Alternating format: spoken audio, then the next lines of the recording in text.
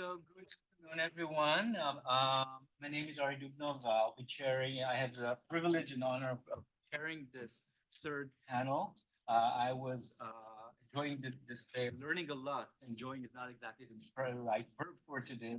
Learning a lot and taking copious notes. But I have the ungrateful pleasure of not policing language, but policing time at this panel. So without further ado, I will introduce, I would not read the CVs. They are again listed on the program for those of you who are interested in reading about our very distinguished panelists, and I'll just present them in the order they will be speaking. So our first speaker would be Mariam Durrani from American University. She'll be followed by Maha Hilal from the Muslim Counterpolitics Lab. And then Adi Ophir from Brown University will be our third speaker, and the discussion is Arshad Ali from GW. So, floor is yours. Hi, everyone. Good afternoon. My name is Mariam Durrani, and I am very honored to be here with all of you. Thank you so much for coming, and thank you to the organizers for inviting me. All right, so I'm going to be reading, so I'm going to get started now. In January 2024, Arab and Muslim voters and community leaders in Michigan refused a listening session with President Biden's campaign officials. Their refusal was based on frustrations that Biden has taken their votes for granted as the US regime continues to support Israel's genocidal assault on Gaza with weapons and cover from global condemnation.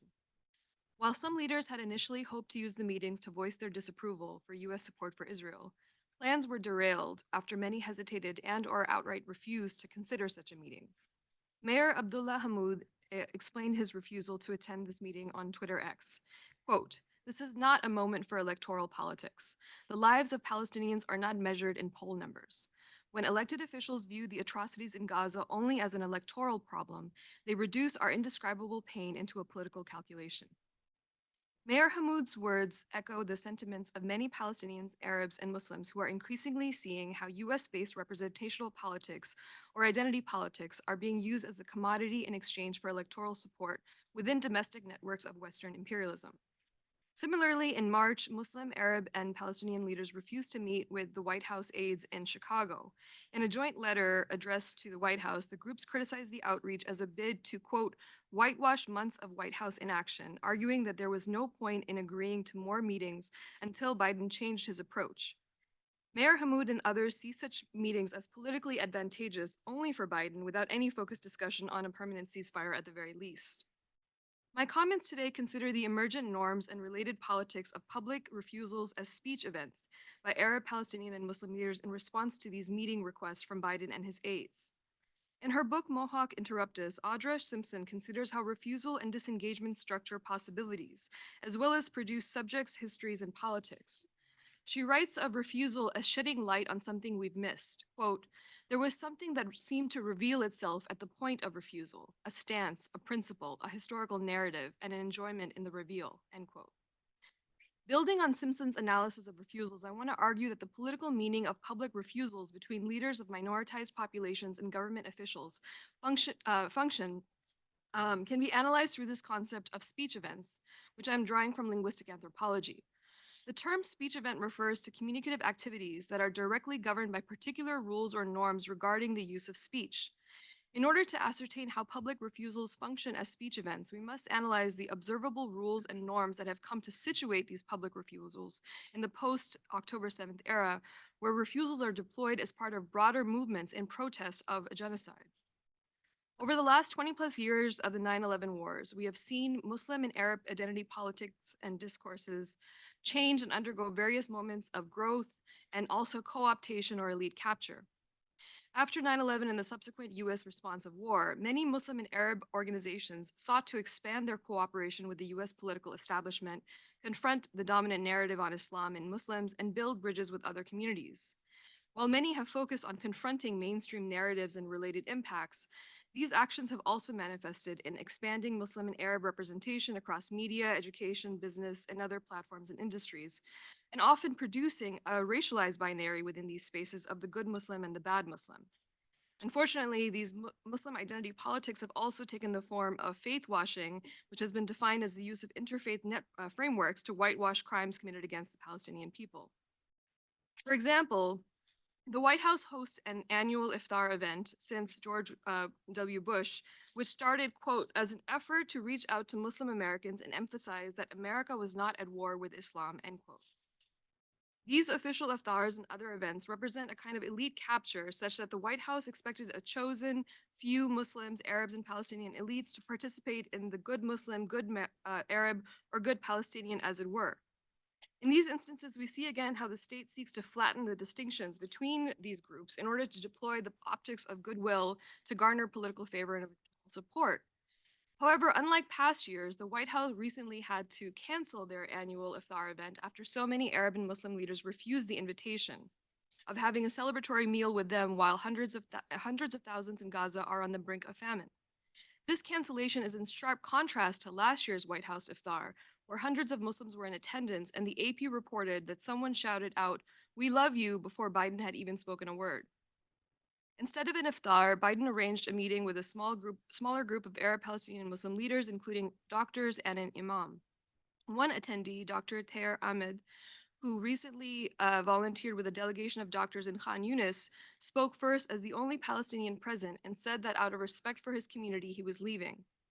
After he left, the 5 other attendees continued speaking on different topics, but Ahmed later said, quote, I felt like maybe this was not necessarily a meeting where anything actionable was meant to happen or be promised, but it was like that it was but that it was likely a kind of PR move to be able to say that we met with the Muslim community. Although there have been some groups and leaders who attended these iftars with US government officials, these events have been met with widespread condemnation by others. In Houston, 20 organizations boycotted the mayor's annual iftar dinner. At the event, the mayor's speech was cut short by protesters led by the Houston for Palestinian Liberation movement, who chanted, "No ceasefire, no iftar." These refusals of official iftars seem to be coordinated, which suggests some new rules coming into being with regards to Muslim American communities' engagement with the state.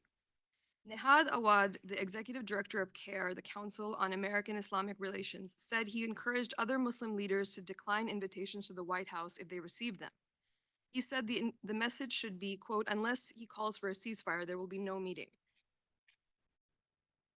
This panel's description asks, quote, how has the current political moment generated new avenues and spaces for the manifestation of material and epistemic violence? And two, what opportunities arise for a renewed discussion of the importance of humanization in political discourse? In response, we can consider the White House iftar as another manifestation of the epistemic violences and symbolic violences that support material violence.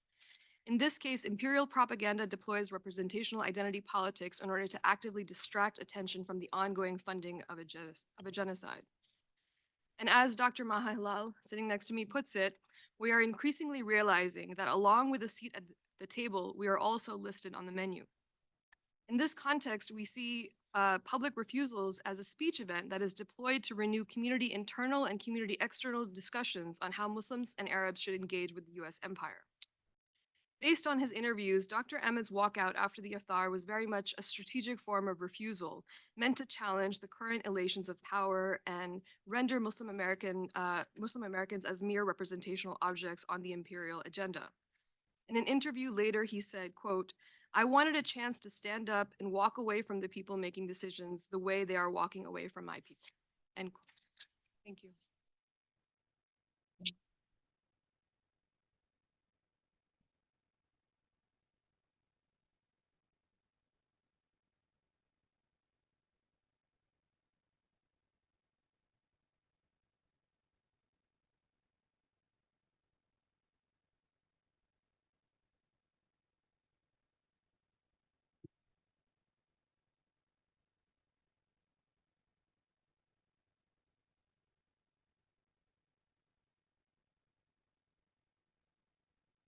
So thank you all for being here today. Thank you, Dr. Monatia, for the invitation. I'm not feeling the best today, but I'm going to try to power through this presentation and look forward to the discussion. Does anyone remember this poll that was taken in 2015 in which Americans were asked, about a city called Agrabah and whether they were open to bombing a city called Agrabah. This was, of course, during the time when Trump was increasingly announcing that he was going to be running for president. And so the poll found that 30% of Republicans were in support and 19% of Democrats were in support. Like many of you, I thought it was funny at the time, because how could Americans be so ignorant to think that this fictional city from a Disney movie existed? But in retrospect, when we look at this poll, it's quite dangerous because it reveals a certain kind of ignorance, right? An ignorance that is used as a tool of oppression.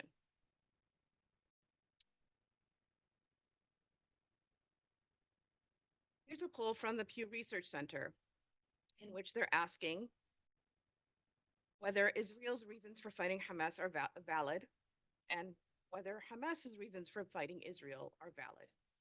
You can see, of course, unsurprisingly, that Israel has far more support for fighting Hamas. Second, on the bottom, the way Israel is carrying out its response to October 7th attack, of course, Israel, again, has far more support than Hamas. And I'm going to explain in a minute why I'm highlighting these.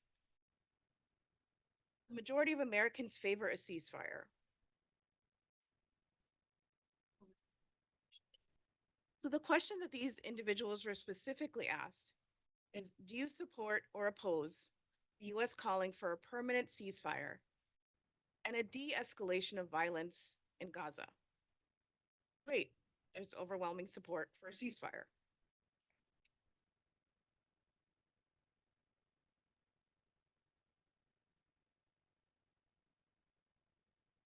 Finally, a declining share of Americans has given up on peace in the Middle East. So you can see over the years what the various percentages are. And the reason I start with these is because there's no question in any of these opinion polls about the knowledge consumption that these individuals answering the questions have, and on what basis are they answering? On what basis are they indicating favor for one opinion over the other? In this question, part of it is about the de-escalation of violence in Gaza. What does that imply? So even in the question, right, it's imparting knowledge of what is happening, the genocide in Palestine, in a particular way to suggest that there's some sort of symmetry. So not only do we not know what knowledge these individuals have in answering these questions, there are also ways that the questions themselves in the opinion polls are cueing a particular answer.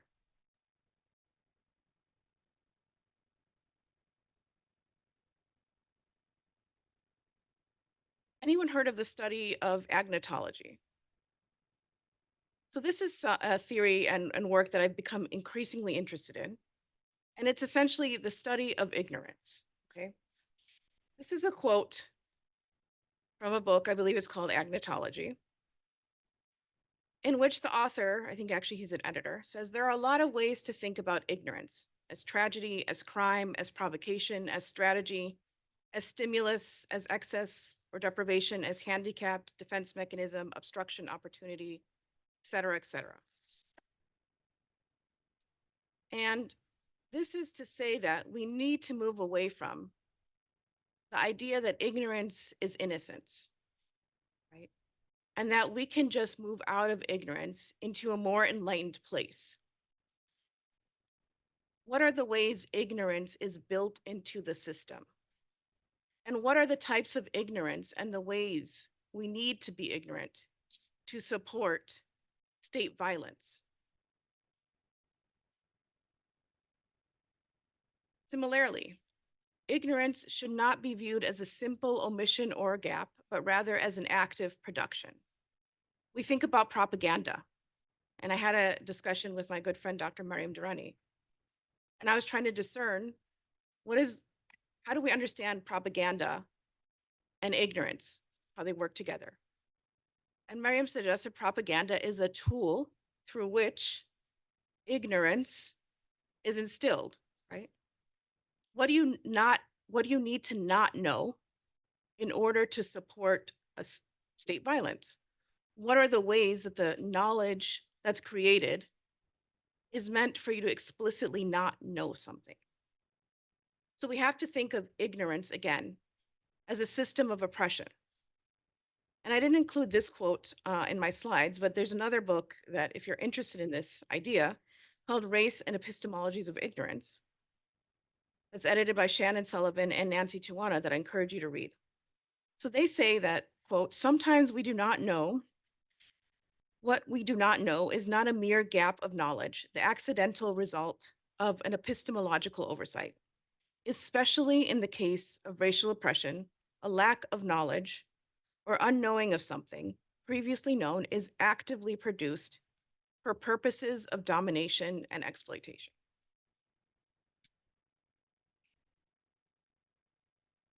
Which brings us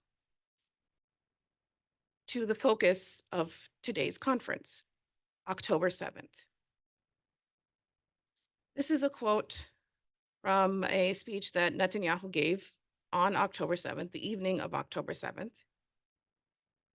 And there are a lot of assumptions you have to have in order to believe the story he's trying to tell. In particular, he says, Hamas has started a brutal and evil war. So you have to believe that this is the start of the violence, right? You have to believe that evil means it's inherent. There are no explanations that are reasonable. And you have to believe how he's characterizing Hamas. Because when you do that, then the violence that Israel responds with in turn is not violence.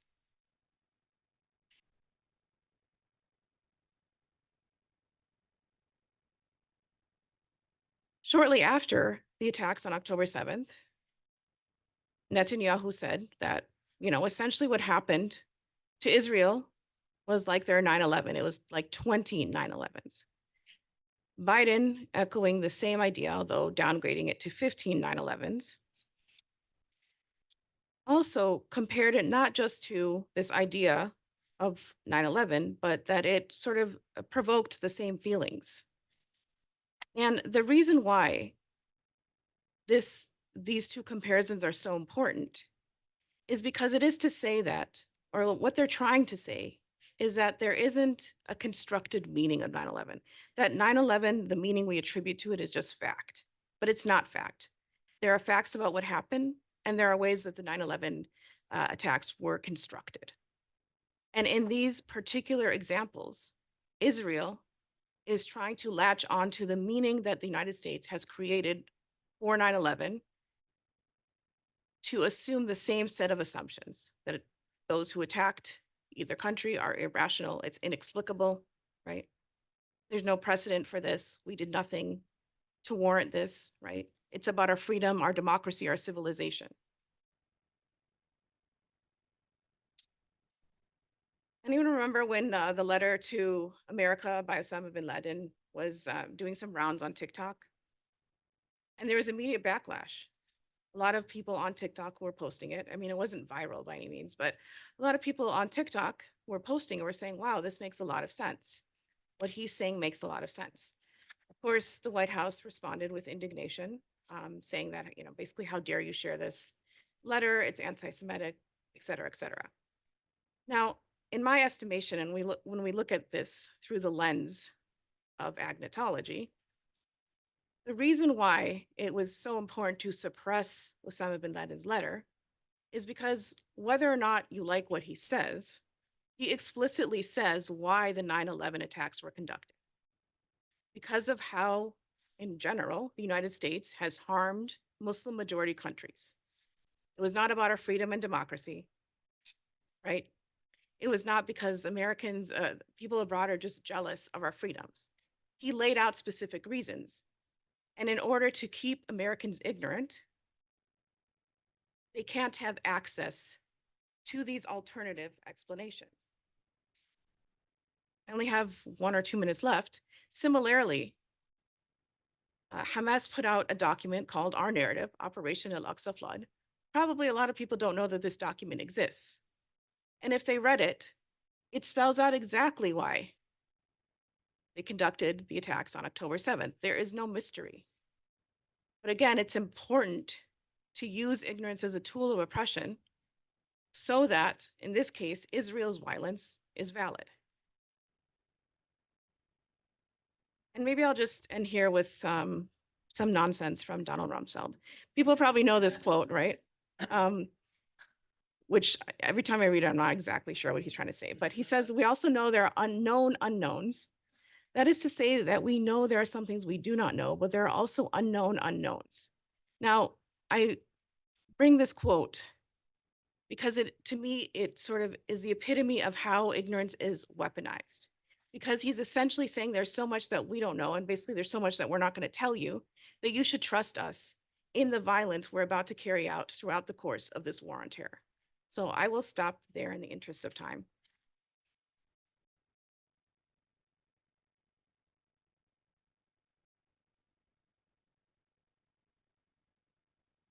Those of you, the third, the talk is accompanied by a handout. If you have any, if you need an extra copy, there are some.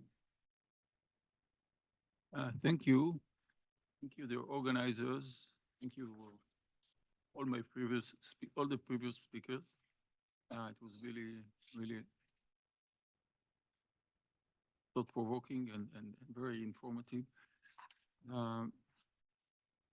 I will not speak on knowledge production in American universities, but on knowledge production over there. I think that there are good reasons to do this. First of all, teaching and thinking about and researching and publishing about knowledge production in the war on Gaza is a form of resistance today. And I will speak specifically I will speak specifically about two forms of knowledge. One that hardly exists in American universities. Not many people pay attention to it. I mean, very few. And then one that is overtaught and overproduced, that both of them are deeply involved in the destruction of Gaza. I think that I'm not comfortable with the word genocide, not because that I want to protect Israel from its crimes, but because the way it is used has become a kind of a deferral of the necessity to understand what really is going on there. So it's genocide, okay. Now we can blame Israel and we can cry out to stop it. But this doesn't tell us exactly what is going on there, and especially how does it work? How Israeli society is mobilized to produce this disaster. I would prefer the Hebrew words that Haredi Orthodox, the religious Jews used to, in order to call the Holocaust. They don't use the word Shoah, Holocaust. They say Churban, destruction. Dehumanization in this context is a good replacement, because dehumanization encompasses everything between humiliation, just a benign humiliation between two people, and elimination. All these are forms of humanization. And when we think about Gaza, we have all of them. All the spectrum is there. Every element of the spectrum between humiliation and elimination is there. So what is dehumanization? I want to think about it. First of all, it involves a taxonomy. You are not the kind of person as I am. You are not the group of people to which I belong. It's a taxonomy that can be very diverse, but is usually in conflict situation is reduced to a binary opposition.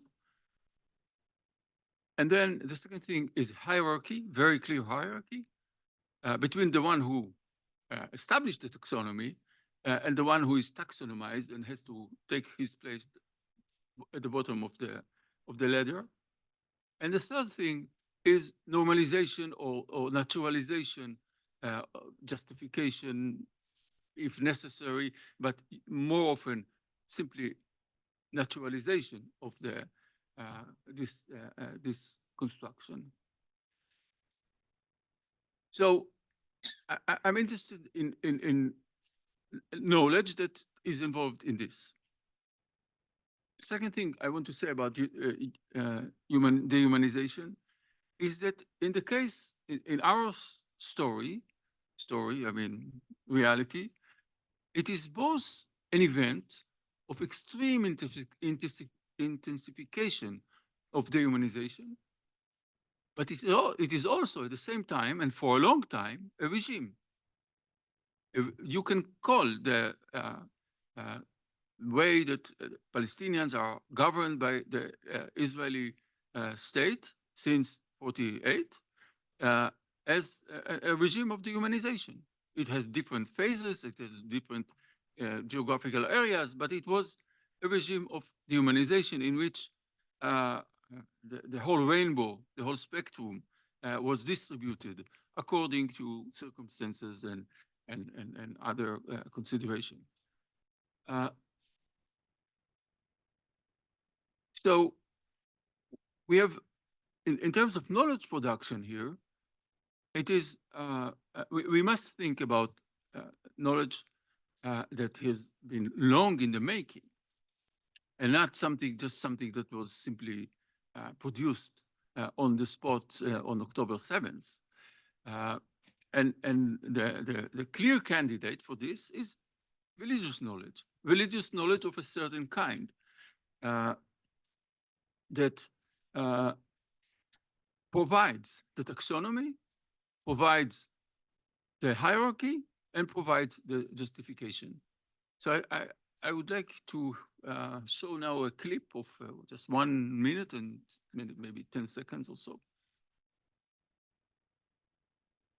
This is a rabbi who speaks to students in the midst of the war.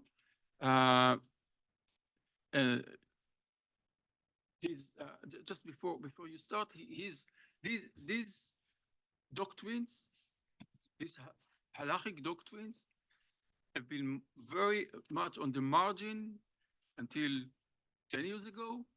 They became more and more mainstream among Orthodox Jews, Zionist religious Jews, and they have today they have a representative in the parliament, the government.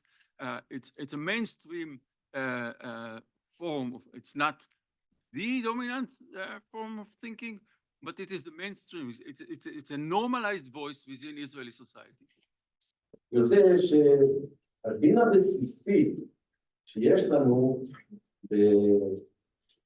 כשאנחנו נלחמים מלחמת מצווה, במקרה הזה בעזה, על פי עיקר הדין, לא תחי כל נשמה. הסברה בזה מאוד ברורה, לא תהרוג אותם, הם יהרגו אותך.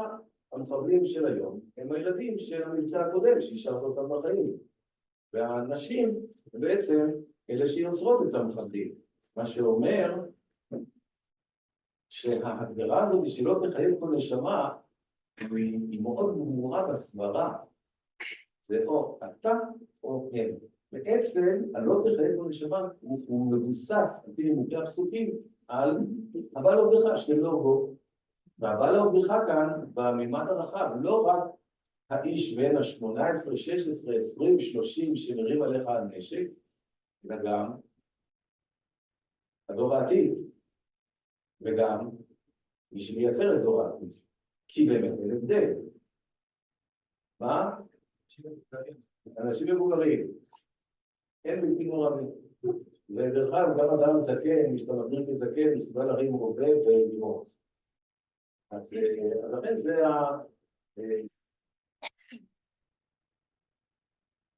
Important to note that this doctrine, the two first citations in the handout are from authorities, not like this one. Larger, I mean, higher authorities in the rabbinic Zionist hierarchy that developed this. It rests on Jewish sources. It is full with citation of Jewish sources. It is nothing there is invented. What it lacks is the argument in the Jewish sources. The fact that no such thing exists without a counter voice. And of course, it's taken completely out of context. So I don't think I have enough time to go on this, but so I want to say a few words about the other source of knowledge that I have in mind, which is legal knowledge. The army has a military department for international law that accompanies every operation in Gaza.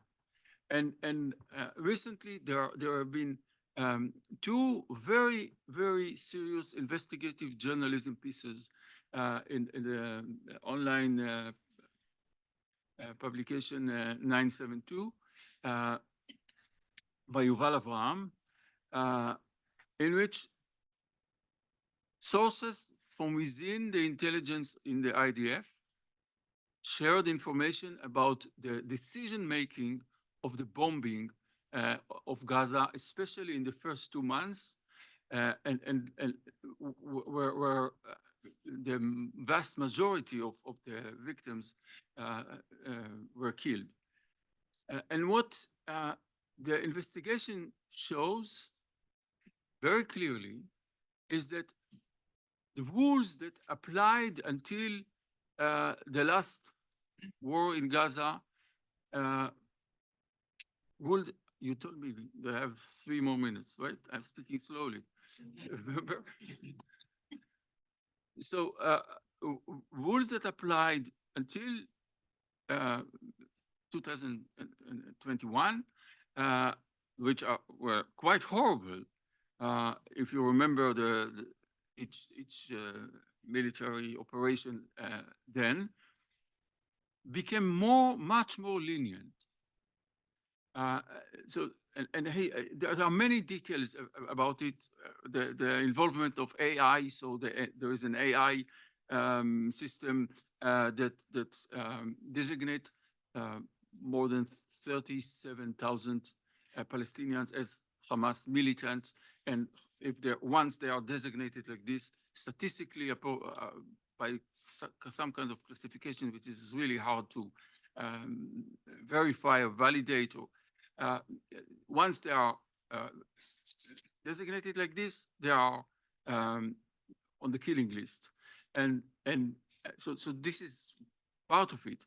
Another very important aspect is that the easiest way to kill a person who was identified is to find him at home.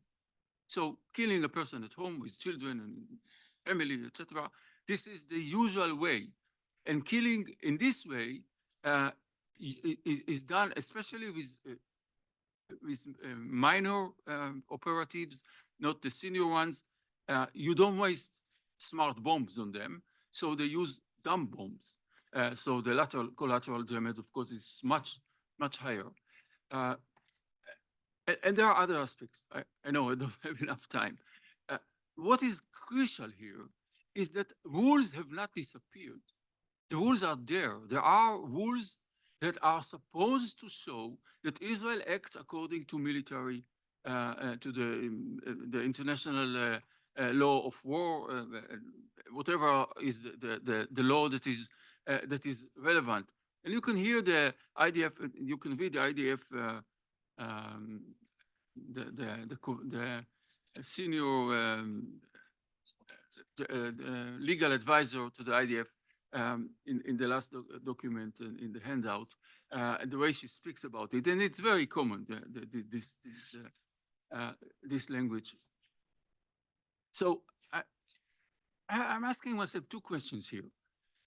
What is the meaning of following, of keeping these rules? And what is the meaning, or how to explain the fact that the journalist was able to speak with people who are currently serving in the intelligence to tell many details of their thinking and the systems that they are working with, which are usually kept secret. My answer to the first question is that the rules are there like uniforms. These are the legal uniforms. This is the legal camouflage that the army put it on itself in the war in Gaza. It has to be shown as if it is acting according to the law. And the answer to the second question, this is of course speculative. I mean, this is an interpretation. This is more speculative, but I believe that no one was, there was no response from the army. The censorship saw these two pieces, and no one, said anything about it. There are horrible stories in the two reports. This is the way this is my guess. This is the way the IDF prepares itself to the procedures in The Hague, because they will be able to say what the rabbis said. It's not our business, although there are plenty of rabbis including high officers on the ground. But bombing from the sky, this is a really different story. There's the policy of bombing is something completely. We had the rules, we changed the rules, but we still had rules, and we follow them. And the last question, which I will not answer, if someone will ask me later, I'm happy to answer, is how is it possible that this crazy rabbi, extreme right-wing rabbi, lives so happily, I mean, the students of this rabbi live so happily together in the army with the secular postmodernist pilots and engineers of the high tech and all this who run the killing machine of the Air Force.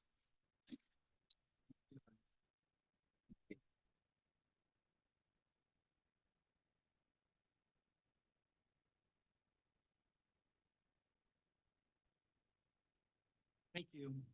Thank you to the organizers, to Tia, to Mona, to Shana, to IMES, and many other kind of members of IMES staff who I don't mention, I haven't mentioned. But also thank you to the panelists who shared such wonderful and rich ideas, as well as all of the other panels from earlier today. It's been quite a remarkable gathering and kind of a remarkable set of conversations. So I'll kind of share some comments of my own, and then I will kind of remark on the papers. I will keep my eye on my watch. So our panel today, or this afternoon, was around broadly this question of dehumanization. And so much of what we heard from the three panelists today really was about the discursive realm, the space of language, the place of ideology and language, and how they come together to produce dehumanization in the world. And in some ways, this is similar to my own work, but somewhat distant as well. And my own scholarship is a bit distant from, in some ways, from what we think about traditionally as Middle East studies. For myself, I'm an education scholar, and I study surveillance, youth activism, youth organizing, and particularly the ways in which surveillance policies have targeted and affected multiracial Muslim youth and over, I guess, now the past 20 years, which I don't know how 20 years happened since 9/11, but it does somehow. Um, and I reflect on some, I'm going to reflect a little bit about that because my initial dissertation work now 15 years ago around surveillance of the FBI, the NYPD on Muslim student activists, what we saw was examples of universities inviting policing agencies onto campus as undercover officers to watch students. So what we saw was the national security establishment being invited to police students on their campus. Um, and I think when we trace some of this history, we realize this is in the aftermath of 2001. This is when the establishment of what we now kind of use the easy acronym of DHS, but when it was established in, Maha might have a better, 03, right? 2003. Legislative thing is like 02, right? You know, 02 was when DH, and you know, the term even homeland to refer to this country felt very foreign to many of us. It felt very uncomfortable, but now it's become part of popular lexicon. And what we saw was the mass investment in DHS, you know, hundreds of millions and billions of dollars into the national security apparatus that then had to be operationalized. So what do? You begin to hire officers to infiltrate classrooms because all of a sudden you have large. This is how bureaucracy functions, right? And I don't need to kind of go into the nature of bureaucracy. We've all kind of read that in graduate school, I'm assuming. But this project is predicated on this fundamental idea that many of us, I know Mariam and I have written and talked about, and Maha's written about this around radicalization theory, right? And radicalization theory is, I mean, it's more complicated than I'll speak about in 35 seconds. But essentially, the more involved a Muslim is with kind of theology or politics, the more possibility they are to engage in non-state political violence. I use those terms specifically as well, non-state political violence. And I think what we see is like this project, this idea of radicalization theory, but it has a much longer history. It has a history that was referenced earlier this morning in the session when we talked about terror and terrorism and the use of that language, right? And I forget who spoke earlier this morning, but they referenced Darrell Lee's white paper that recently came out, which is such a wonderful piece that kind of traces much of this history. So again, I won't recount Professor Lee's arguments, but they're there for you all to read them. But in this moment in my own work, what we saw was students speaking about not feeling safe on campus. This is early 2000s, prior, 2004, 5, 6, 10 through 2015-ish. Students feeling like they didn't feel safe on campus, and why they didn't feel safe though was they didn't know what parts of the national security apparatus were monitoring them in their classrooms. They didn't know if there was someone who's being paid as an informant who was being in their classrooms. They didn't know if there was someone who was posing to be a student who worked for the national security establishment. Right? There's multiple ways in which young people were being spied on their campuses. So students talked about not feeling safe to speak in their classrooms, not feeling safe to speak in student organizations, not feeling safe to talk about organizing. But their concern was about the kind of the policing of their experiences by policing agencies. And I think one of the things that strikes me is about this moment is, and I think for many of us, we've said this feels a lot like 9/11 or the aftermath. But as we kind of think of, as I've thought about it a little bit more, it's also radically different because we don't see, at least I haven't seen, the mass influx of policing agencies on college campuses. We haven't seen policing happening by the state. There are investigations by the education. Right, the education. Right, which is not a policing agency, right? It's essentially the DOE has very little authority over any individual institution, even the Congressional Education Committee. And I could be wrong, I don't know, like the bureaucracy, but that committee that called the university presidents, they don't actually have power over these institutions in material ways. They can reduce federal funding to a state, but they can't necessarily say, I'm going to pull the money from Columbia University, or I'm going to pull the money from University of Pennsylvania. But what's happening in this moment looks different because it's the institutions themselves. And I won't recount particularly kind of the first panel, right? But the relationship between like the larger political economy, kind of the donor state relationship between that and the university, and that being the side of policing of the university.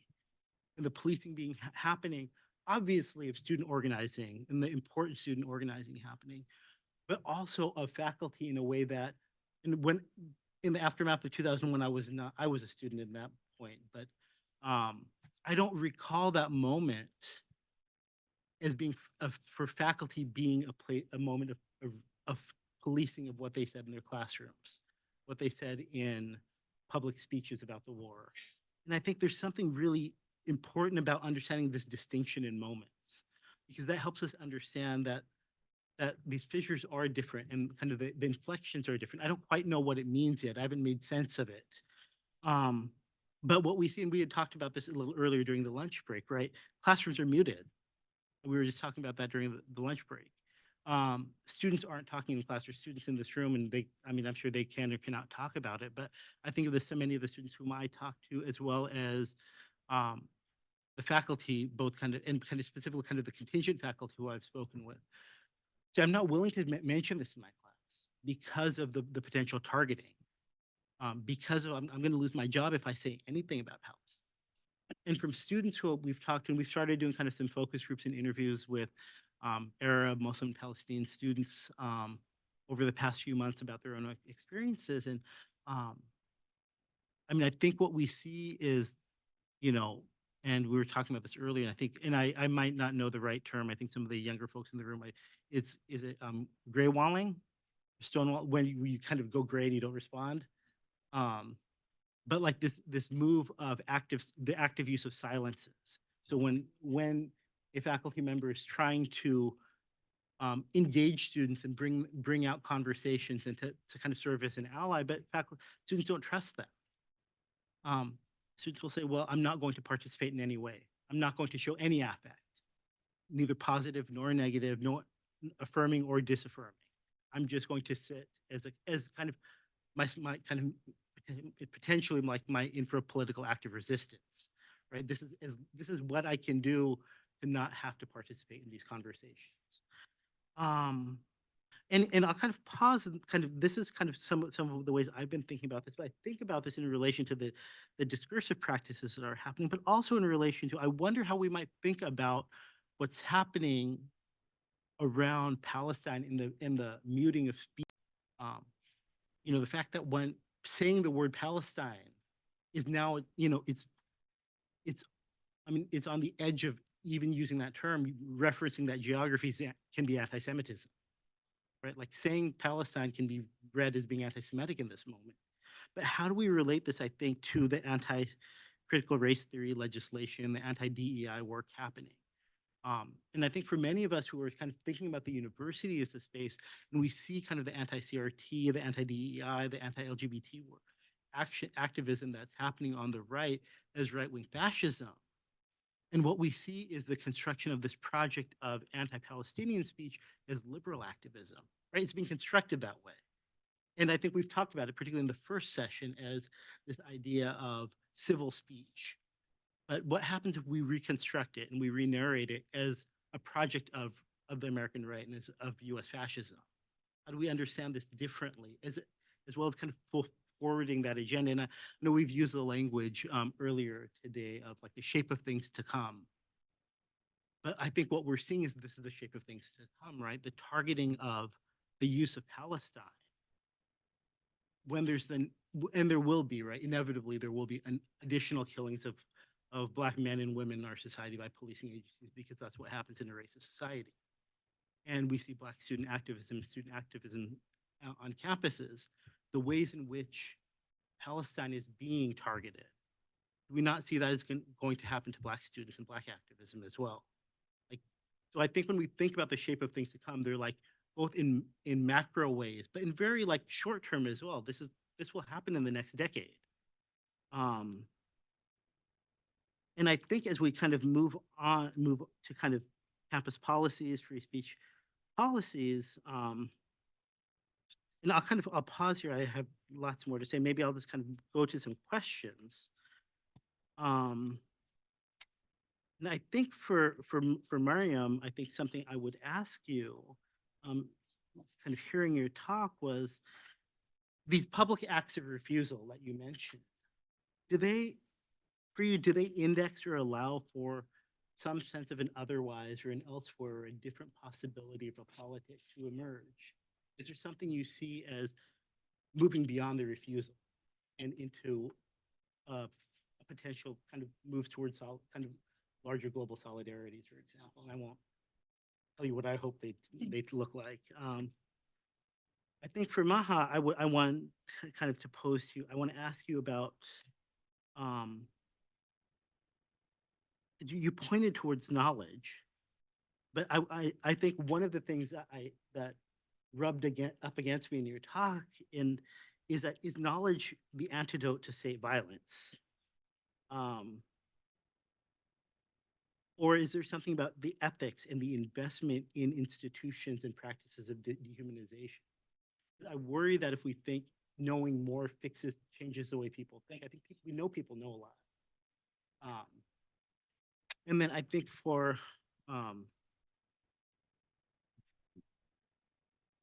Arie, for your talk, I mean, I think you left us with a lot to think about. You left me for a lot to think about in terms of the relationship between the theological knowledge and legal knowledges.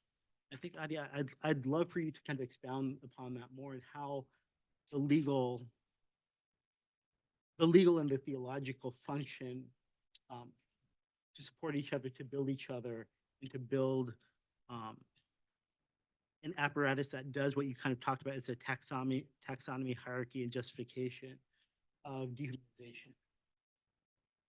And I'll kind of leave my kind of questions there. So the floor is open. Probably I would suggest that we'll respond in the order of the speakers. Thank you, Arshad, for your question. I mean, I think I wanted to amplify these public acts of refusal because they do mark a significant shift even from last year, right? And of course,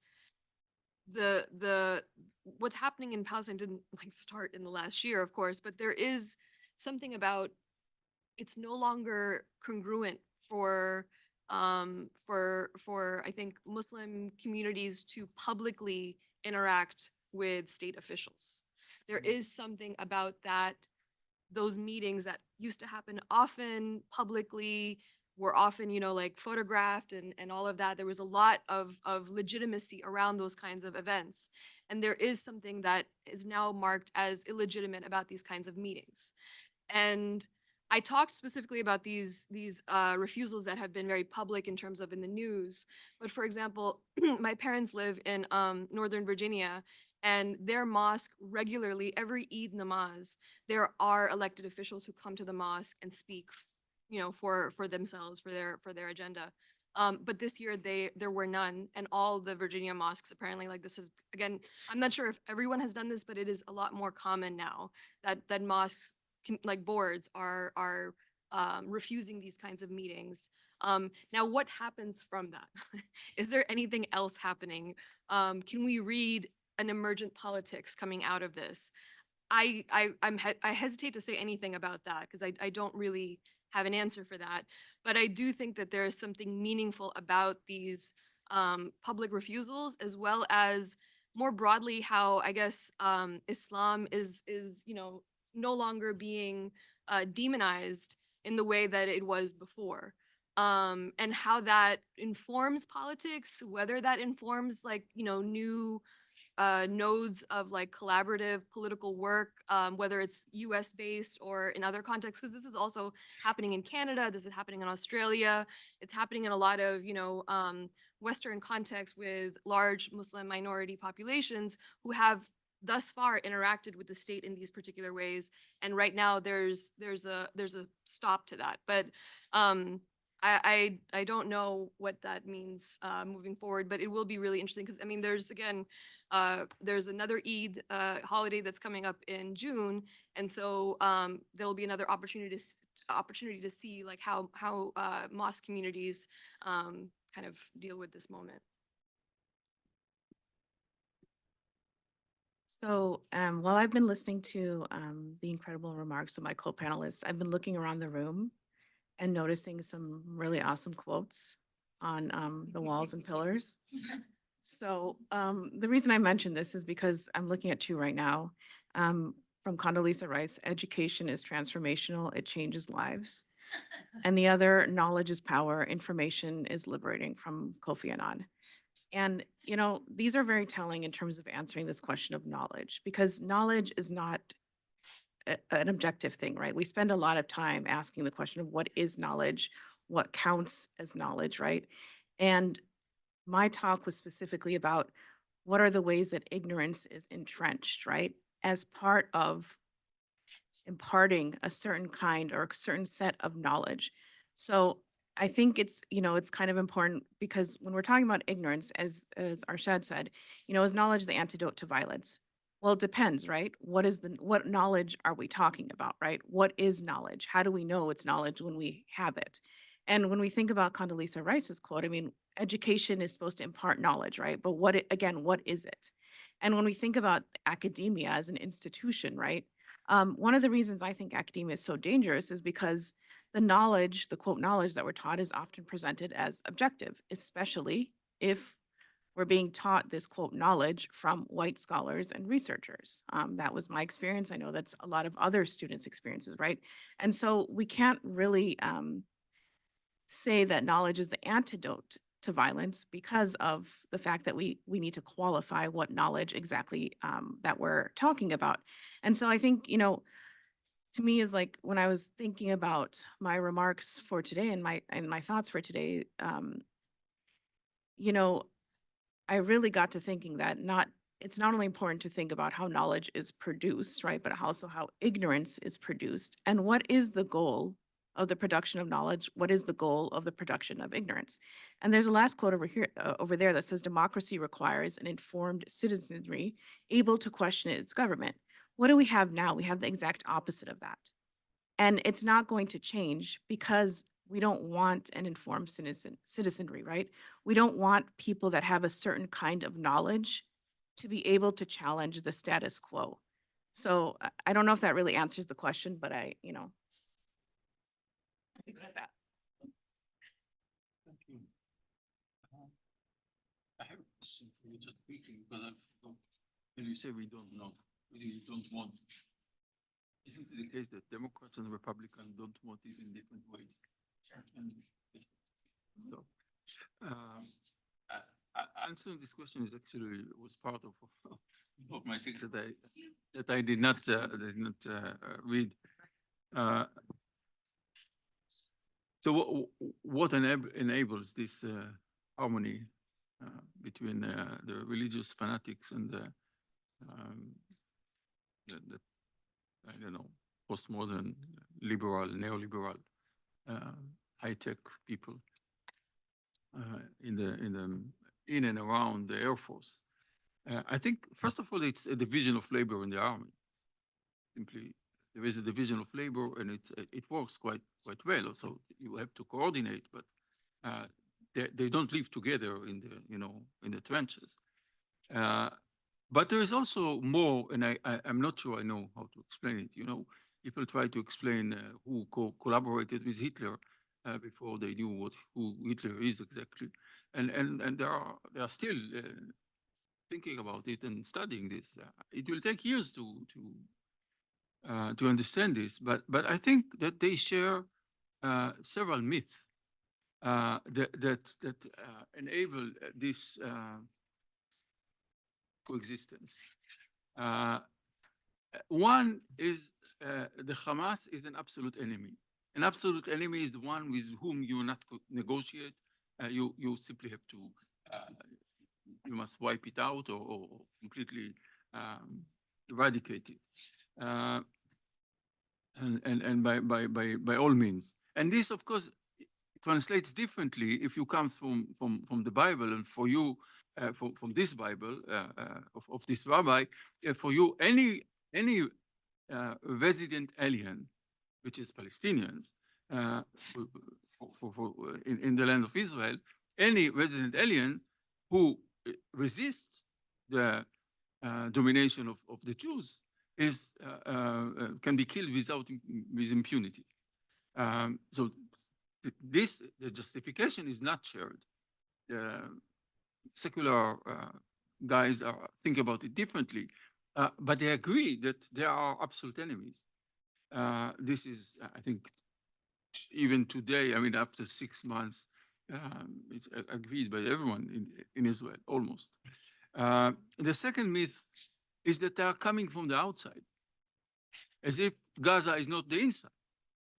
That it's elsewhere, and therefore there's no question of liberation, colonization, and all this. And the third myth is the myth of anti-Semitism. So everyone who raises question about this is an anti-Semite, and they all accept this. For the religious people, they may not call it anti-Semitism; they call it hatred of Israel. It's a halachic term, you know, and it goes back centuries. And for the modern secular people, it's anti-Semitism. But it's the same. It's kind of it's a discursive iron dome. This is what anti-Semitism has become.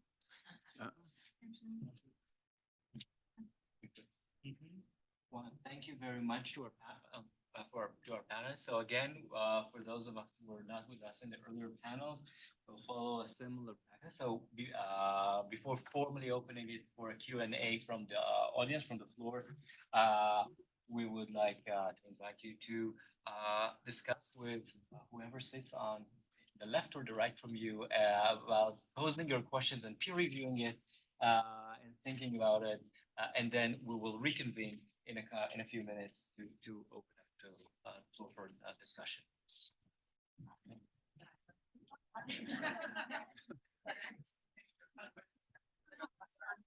It's on the already like queued it.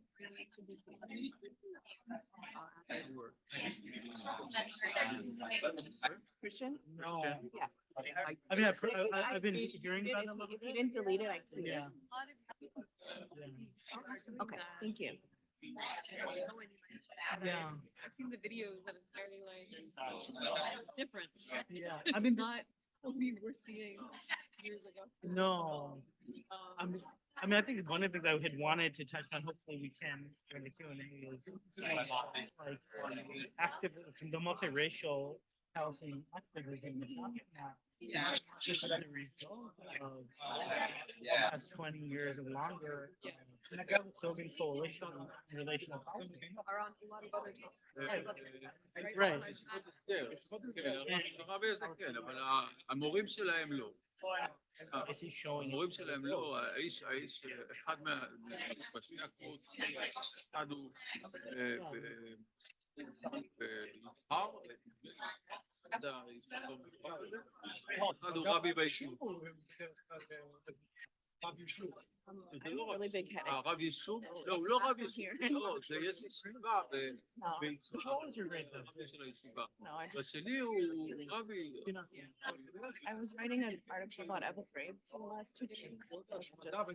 Like gave me some like. יכול להיות, אבל זה across the board, זה לא רק, הם לא מדברים. You guys know. Particular topics. ולמדינה אין שום שום בעיה להעסיק אותם, ברור. talking about dehumanization. אף אחד לא מתווכח על זה, שום דבר. אבל זה, אתה יודע, זה מאז הראשון כתב את ברוך הגבר. אתה זוכר, ברוך גולדשטיין. Any antagonism? וכלום, יש מדי פעם, יש נגדם, עוד בזמן They're moderating their. פרסונליות. היה איזה תלונה וזה, ובסוף היועץ המשפטי אומר עזבו וזה. לא, זה שיח מטורף, יש לי חבר טוב, גוי. I was that of being the guy. It's like I You spent did an amazing job. לא, לא, What did you, לא, זה ספר על העת העתיקה, אבל... do you know this? I wanted to show this poem. Yeah. הרבה זמן. British, yeah. We're in sync. Spoken word artist. She has a poem called "This Is Not a Humanizing." כאילו זה מוטרף 3 minutes and 15 seconds. And it really captures like the way that מאה אחוז, אין לי שום טענות. ניסיתי כאילו לעבוד קצת, זה הכל. That's what I mean. I feel Yeah. it's like refusal on those terms. ניסיתי, Like, רציתי נורא לעשות עוד משהו עם right. המאמר הזה על הוונדר. Just so you guys know, I got a new. שלא, אבל אני קיבלתי אותו, מהר, אתה יודע, הוצאתי מזה, יש שם עוד דברים, kind of a practice. Like he doesn't even He's say glowing. that. Yes. That's how. Well, white people do glow. I guess. Imagine. I can't. Easy for you to hypo. Okay, I was so sad for the Mexicans. everyone, our 5 minutes are up. I see that it's. Yeah, they're really pressed that day. Okay, everybody, the 5 minutes is up. I know you're excited about cookies and using the bathroom and stuff, but please come back. Participation. Again. Yeah. Nice It's the first one. time I see it. Yeah, me too. It's really nice. It is I nice think to in the get- morning we were just giggling about it. And I think it also just lets people talk a little. Yeah. Okay, we are reconvening. The floor is open for questions to our panelists and to Dennis. I have a question for Maha. Thank you so much. That was wonderful. I also always think about this sort of like weapons grade ignorance, right, as not a victimless crime. But it makes me think that because TikTok and Twitter, you can literally see, right, the images of unbelievable carnage, which I think has radicalized like at least this youngest generation. Because previously, right, you remember after 9/11, when they printed the image of that man jumping off the World Trade Center towers, it was a huge controversy because mainstream media never showed pictures of photos of carnage before, right? Certainly not carnage from US wars overseas. Literally, it wasn't visceral. People didn't see it, right? But now you can see the most like gut-wrenching, unbelievable, hideous, grotesque, absurd, insane things that are going on of photos that people are taking and putting on TikTok and Twitter. So I wonder if you think that is actually going to contribute to sort of de-ignoranting Americans about what their foreign policy looks like overseas and what's going on. And so if this next generation is going to be a little bit different from previous generation. I mean, they do say, right, a picture is worth 1,000 words. And so I think to that end, you know, it really depends on the context in which the picture is being shown, right? So if it's shown by an Israeli, it's like, look at us, good job, we eliminated the Hamas terrorists, right? Whereas a Palestinian showing it, it's like, look at how violent and genocidal the state of Israel is. So I think there's some power to it. And I think just seeing, we can go with the mantra, seeing is believing. Sometimes it is, sometimes it isn't. And then it's also, I think it comes with, there was a trial that's happening this week for Abu Ghraib survivors in the Eastern District Court of Virginia. And, I think a lot of us probably remember how horrible and visceral those images were. And even today, right, we're almost out 20 years from when those pictures were revealed. And so part of it is like, it still feels like people don't believe that it happened. And to me, that's like part of the violence that we have documentary evidence of what has happened to people at Abu Ghraib, Guantanamo, right? Palestine right now in real time. And so while some people don't believe it, other people, right, they may believe it, but it's also, what do we do? What are we doing when we're showing those pictures? Because I think sometimes, sure, people have good intentions and they honestly believe, there will be more information. People will want to seek out information if they see the level of death and destruction. But at the same time, what happens when that doesn't happen, right? And then, so what are we doing to the people that are in those pictures, right? How are we contributing to the violence that they're experiencing, right? To not only say that you've experienced this violence, but now you're experiencing another level of violence because in spite of this, people still don't believe what's happening to you. So, I would hope so, but I also, with me personally, and, I focus more on the war on terror. Just knowing about Abu Ghraib right now, just thinking about like every time I see a picture, and if I'm talking about Abu Ghraib, I still don't really like to show the pictures because it still feels like, we have to show these pictures, otherwise people won't believe it. And that to me is violence. But I just to add on to that really quickly, because I think like the circulation of these like images of violence don't necessarily lend to any type of change. And especially, I mean, I've been thinking a lot about, for example, 2020 and all the protests we had after George Floyd was killed.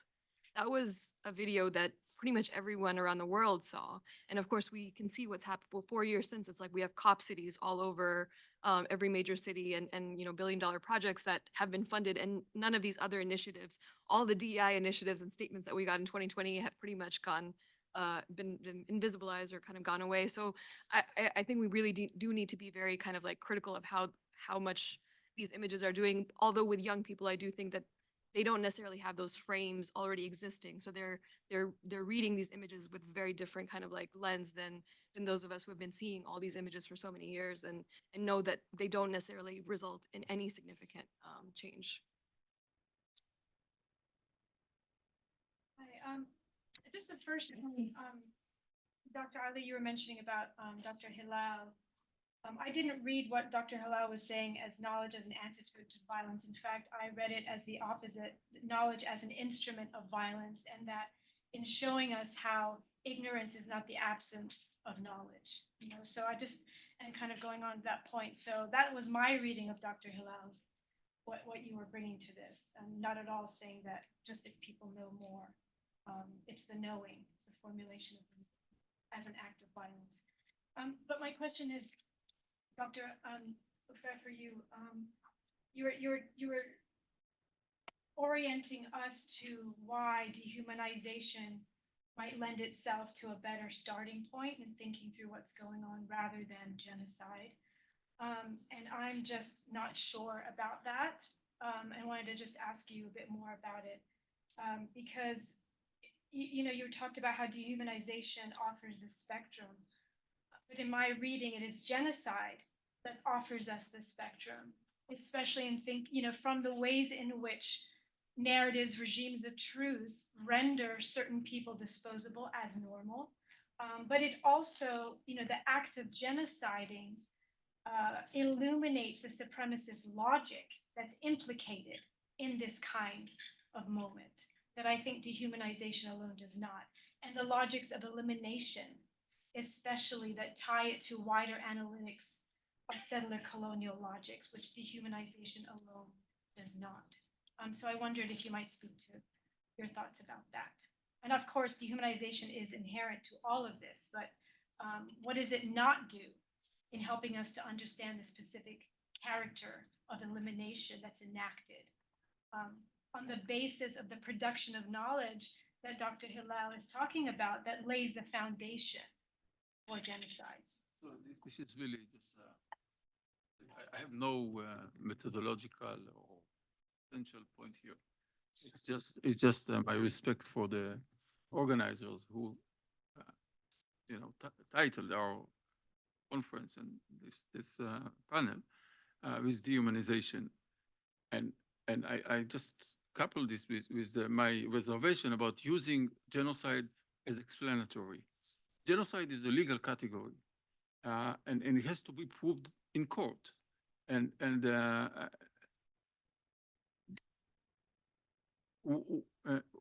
fact that it is used as a fact, the fact that it is used as a fact,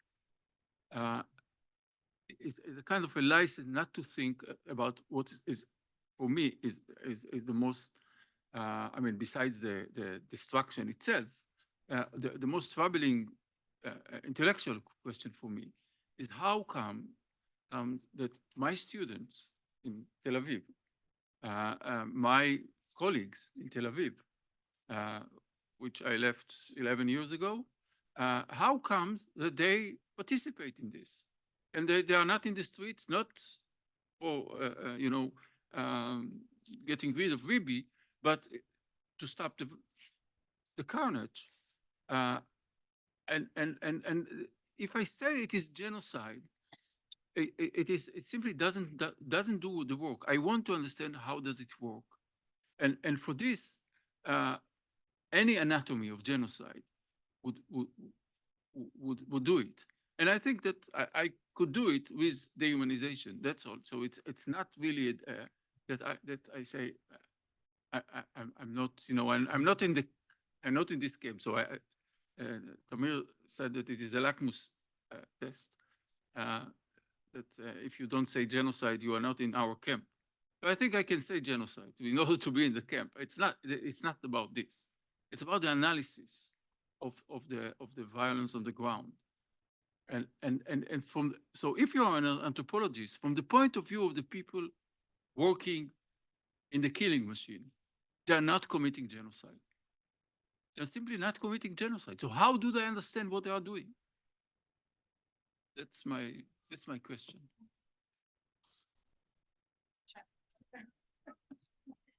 Real quick, I want to respond as well. Thank you so much for pointing that out. And I also do want to publicly acknowledge, like, I mischaracterized your talk when I said that's with the question I was asking.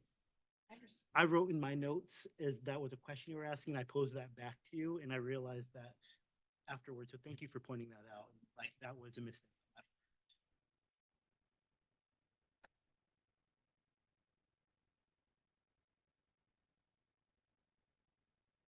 Mine is a non-social media question. It's like the anti-social media question, only from the perspective of just thinking about 972 as a source, you know, and really thinking about how that fits into an Israeli atmosphere of knowledge, production, and circulation. Obviously, it's in English, but it's connected to local call in Hebrew. So, and I mean, I guess it's also maybe a more general question about how we're thinking about, okay, images change things. Yeah, absolutely. And I mean, I think that another thing is everyone's talking about Abu Ghraib recently, like a lot of Palestinians have been talking about it, right? Because the images resonate so much, and it just tells you that 20 years later, it's not just in our minds, but you know, in people in the region too. But what do we make of this kind of long form investigative journalism? What difference can it make today? You know, and also what does it mean that it's a, you know, it's an online site, so forth. Just a little bit more about 972 and how you position it in this broader atmosphere. So 972 is read like by I don't know, like 10,000 people at most. Maybe today a little more, and it simply doesn't break the isolated hole in which liberal Israelis, I'm not speaking about the right, but liberal except for Palestine Israelis are since October 7th. And this is another question that I don't have answers. I'm asking this question since October 17, let's say. And I don't have answers to this because I've been following closely the more liberal writers, intellectuals, and it looks like they were under intoxication or something like this. There is simply an inability to, or unwillingness, or a combination of this to process what we see from the outside. And these are people who have, friends on the other side, and whose colleagues on the other side of the ocean, can tell them and are telling them all the time. And still there is a resistance. Just some theory about like if we go 40 something years back. You had hundreds of thousands protesting after the Sabra and Shatila massacre. So yeah, they were not anti-Zionist, but there was something more sensitivity to human life at the time. And I think the maintenance of this kind of regime for so many decades requires a deep dehumanization of the Palestinians. You cannot maintain it in the daily life without this cross-generation dehumanization.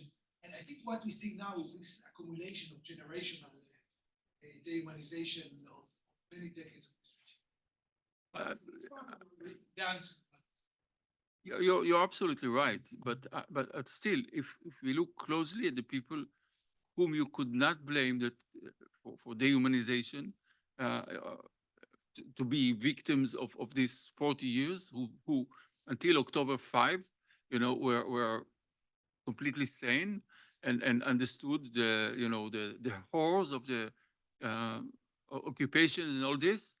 It is still a question, I think. I disagree with the record.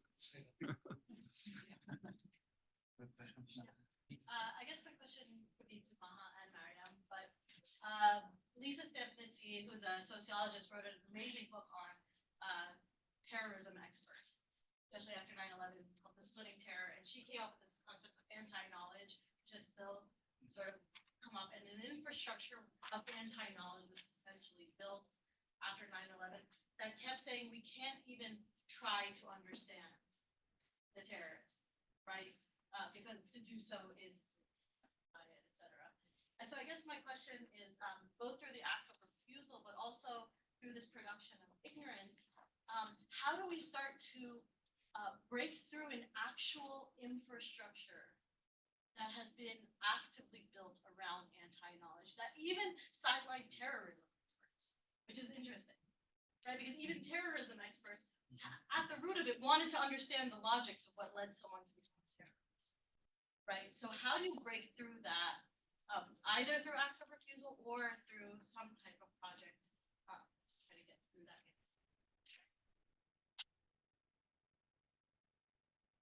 Both of you. Small question.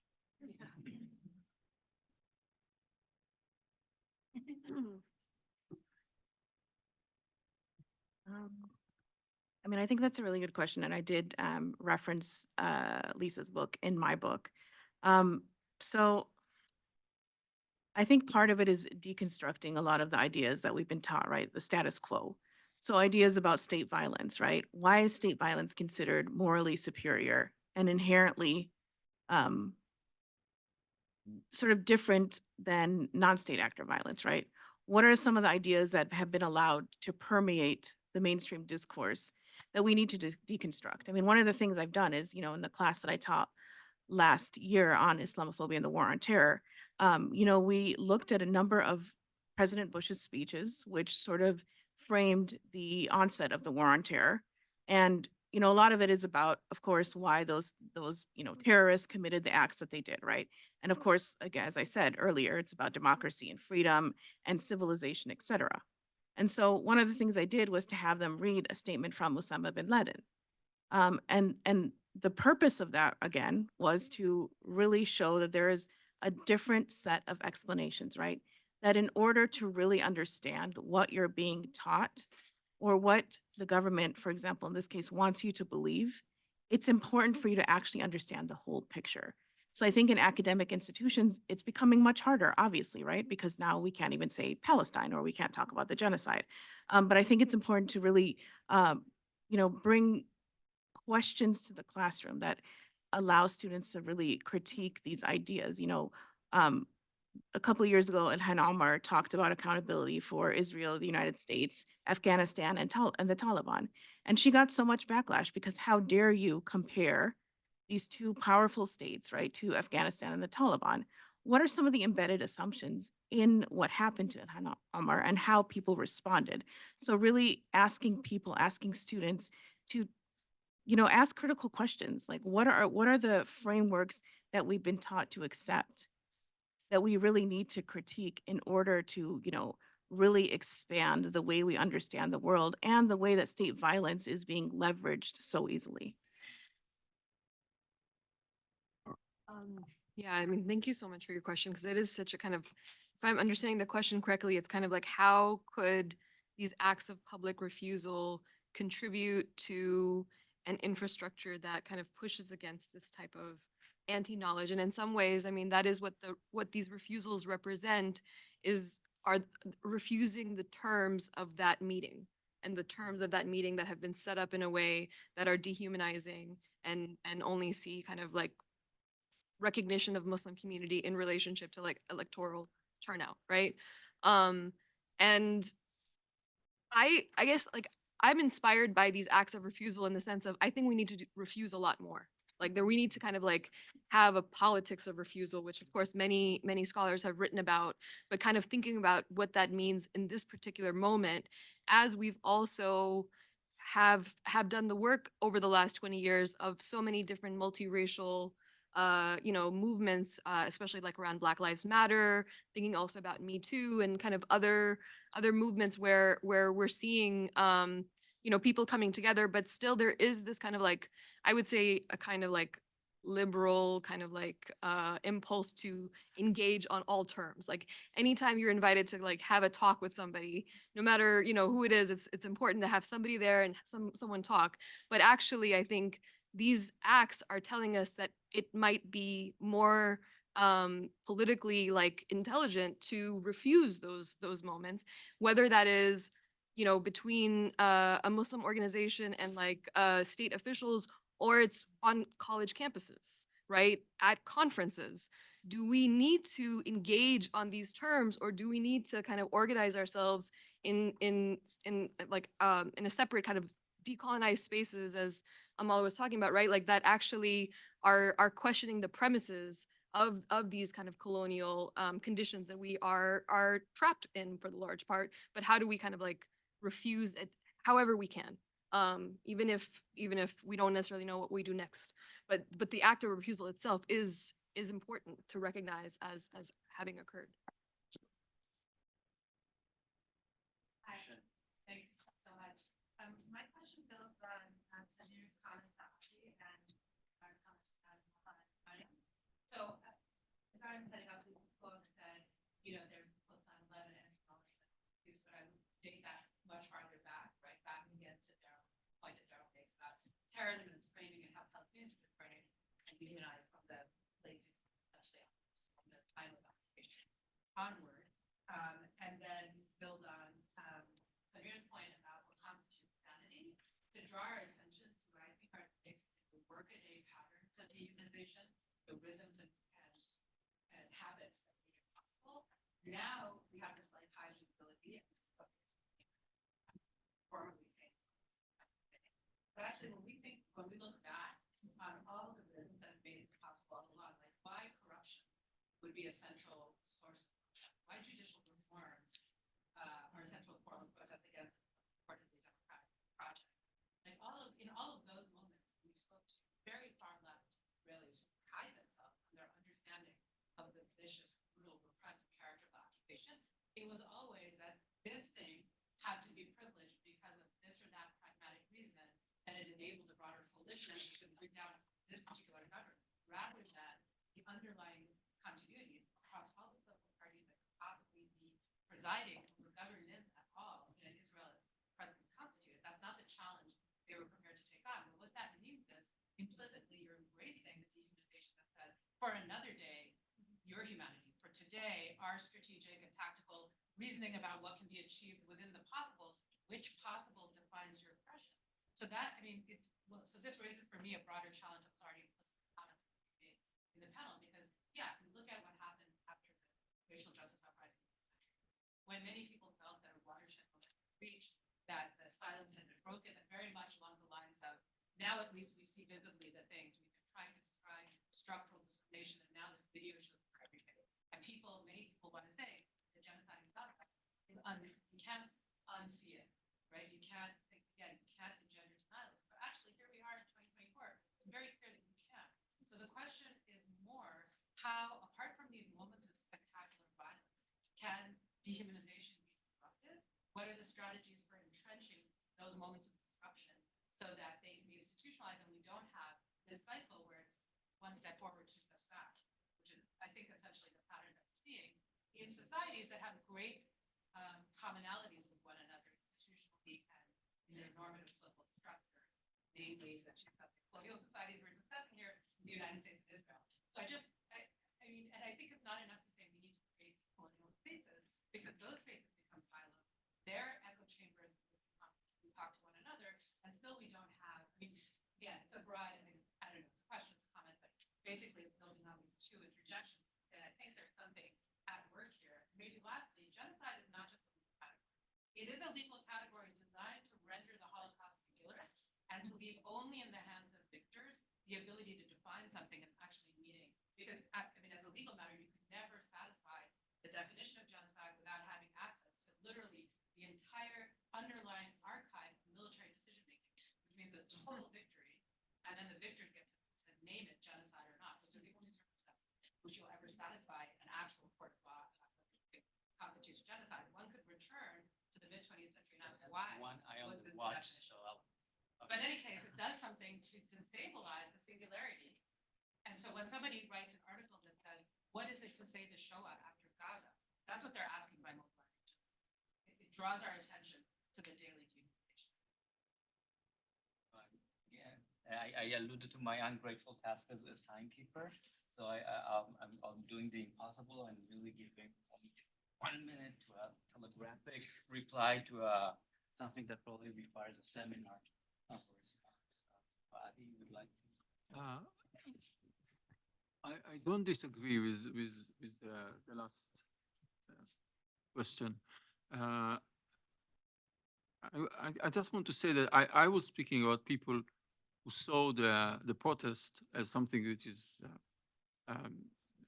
not for them. I mean, it's. I mean, they were against the government, but the marginalization of the occupation in the protest, they really dislike it. And if they did not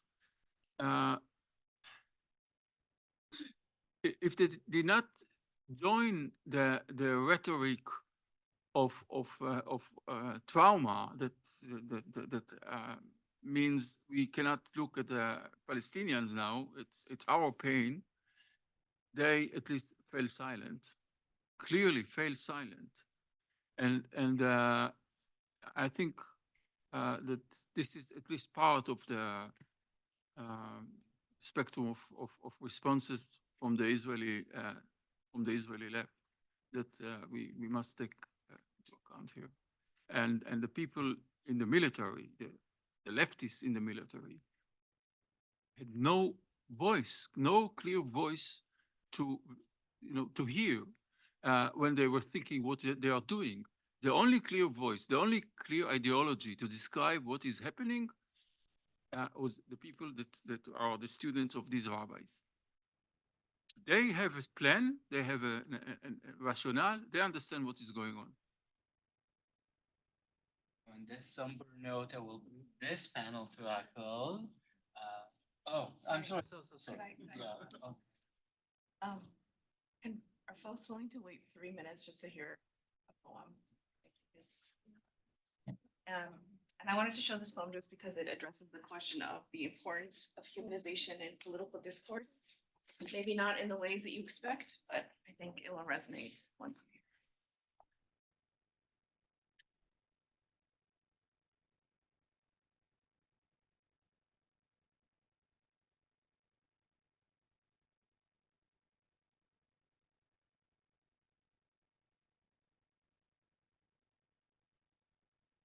Some poems force you to write them. The way sirens force their way through window panes in the night and you can't shut out the news, even when you try. Write a humanizing poem, my pen and paper goad me. Show them how wrong their preconceptions are. Be relatable. Write something upbeat for a change. Crack a smile. Tell them how you also cry at the end of Toy Story 3, and you're just as capable of bantering about the weather in the post office queue. Like everyone, you have no idea how to make the perfect amount of pasta, still. Feed them stories of stoic humor. Make a reference to childhood. Tell an anecdote about being frugal, mention the X factor. Be domestic, successful, add layers. Tell them, you know brown boys who cry. About the sides of Assads, Amirs, and Hassans, they don't know the complex inner worlds of Sumayas and Aishas. Tell them comedies as well as tragedies. How full of life we are, how full of love. But no, I put my pen down. I will not let that poem force me to write it because it is not the poem I want to write. It is the poem I have been reduced to. Reduced to proving my life is human because it is relatable, valuable because it is recognizable. But good GCSEs, family, and childhood memories are not the only things that count as a life. Living is. So this will not be a Muslims are like us poem. I refuse to be respectable. Instead, love us when we're lazy. Love us when we're poor. Love us in our back-to-backs, council estates, depressed, unwashed, and weeping. Love us high as kites, unemployed, joyriding, time-wasting, failing at school. Love us filthy, without the right color passports, without the right sounding English. Love us silent, unapologizing, shopping in Poundland, skiving off school, unsure, homeless, sometimes violent. Love us when we aren't athletes, when we don't bake cakes, when we don't offer our homes or free taxi rides after the event, when we're wretched, suicidal, naked, and contributing nothing. Love us then. Because if you need me to prove my humanity, I'm not the one that's not human. My mother texts me too after BBC News alerts. Are you safe? Let me know you're home okay. And she means safe from the incident, yes, but also from the after effects. So sometimes I wonder, which days of the week might I count as liberal and which moments of forehead to the ground am I conservative? I wonder, when you buy bombs, is there a clear difference between the deadly ones that kill and the heroic ones which scatter democracy? I wonder, is it not guilty until proven innocent? How can we kill in the name of saving lives? How can we illegally detain in the name of maintaining the law? I can't write it. I put my pen away. I won't write it. Is this radical? Am I radical? Because there is nowhere else left to exist now.